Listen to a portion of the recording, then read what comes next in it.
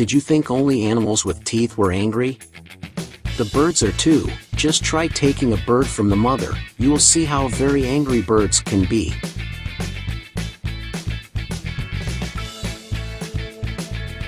Look at this duck here that went to face the giraffes. Even with that size, the duck was not intimidated, and went after the giraffes. I would like to know what the giraffes did to the duck, because he was very angry.